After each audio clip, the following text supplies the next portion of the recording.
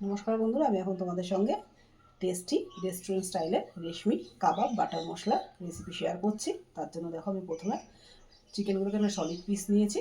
চিকেনগুলোকে আমি প্রথমে পরিমাণ মতো নুন, কাশ্মীরি লঙ্কার গুঁড়ো, শুকনো লঙ্কার গুঁড়ো, ঝালের জন্য সামান্য, আদা রসুনের পেস্ট আর টক দই, সর্ষের তেল দিয়ে ম্যারিনেট করে ঘন্টাখানেক রেখে দিয়েছিলাম। তারপর ফ্রাইং প্যানের ভিতরে এটাকে দিয়ে সামান্য তেল ব্রাশ করে কাবাব করে নিয়েছি।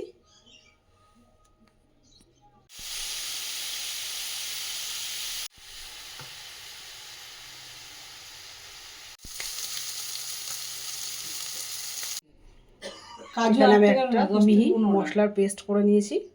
তার জন্য প্রথমে আমি কাজুকে মিনিট 10 মতন ভিজিয়ে রেখেছিলাম, 10 থেকে 15টা কাজু আর পেঁয়াজ, শুকনো লঙ্কা, টমেটোকে হালকা তেলে কড়াই একটু ভেজে এটা মিহি মিক্সিতে পেস্ট তৈরি করে নিয়েছি।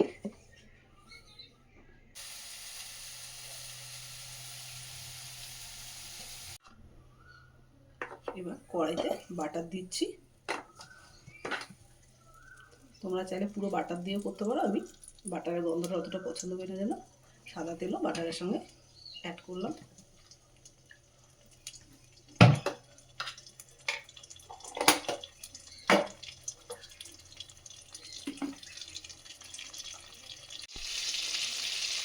কালারটার জন্য আমি এখানে বাটারের মধ্যে কাশ্মীরি লঙ্কা গুঁড়ো দিয়ে একটুখানি ভেজে নেবো।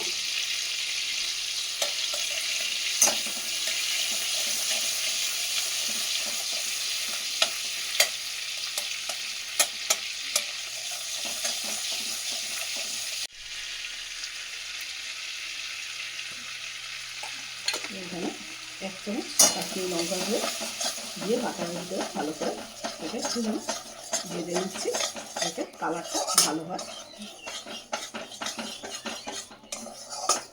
এবার তেলের ভিতরে আমি 1 চামচ আদা, 1 চামচ রসুনের পেস্ট অ্যাড করছি। তারপর সেখানে ভেজে নিতে যতক্ষণ পর্যন্ত না এর থেকে কাঁচা গন্ধটা চলে আসছে। এবার পরিমাণ মতো হলুদ দিয়ে দিচ্ছি মশলাটার ভিতরে। মশলাটা এখন ভাজা হয়ে গেছে। এবার পেস্ট করে রাখা মশলাটা আমি এর ভিতরে অ্যাড করে দেবো, দিয়ে মশলাটাকে ভালো করে কষিয়ে নিতে হবে যতক্ষণ পর্যন্ত এর থেকে তেল দেওয়া হচ্ছে।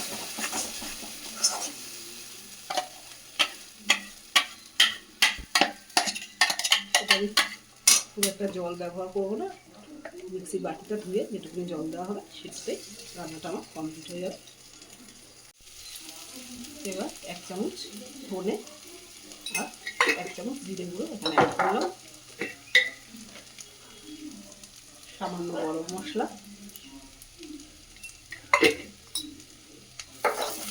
দিয়ে আবার মশলাটাকে ভালো করে ভাজতে হবে। মশলাটা দেখো কষে এসেছে। এবার এর ভিতরে আমি কসুরি মেথিকে বা কস্তুরি মেথিকে হাতে একটুখানি বসে নিয়ে মিক্স করে দিব। গন্ধটা অনেক সুন্দর হয়।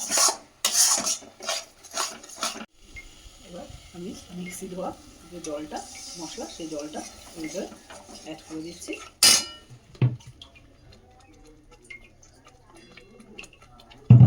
এটা যেহেতু গা মাখা মাখা হবে রান্নাটা, তার জন্য এটা আর বেশি জল আমি এখানে অ্যাড করলাম না। এবার মশলাটা ভালোভাবে কষে গেলে চিকেনগুলো আমি ভিতরে অ্যাড করে দেবো। পরিমাণ মতো নুন দিয়ে দিলাম। আগেও যদি সামান্য নুন দিয়েছিলাম, তাই এখনও সামান্য নুন দিলাম। দিয়ে মশলাটাকে এবার ভালো করে কষাতে হবে। আমার মাংসের গ্রেভিটা ফুটে গেছে। এবার এর ভিতরে আমি তৈরি করে রাখা চিকেন কাবাবটা এর ভিতরে দিয়ে দিচ্ছি।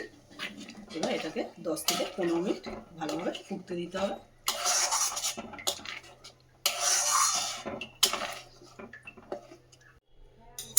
আমার রেশমি কাবাব বাটার চিকেনের রেসিপি কমপ্লিট। রেসিপিটা তোমাদের কেমন লাগলো অতি অবশ্যই জানিও।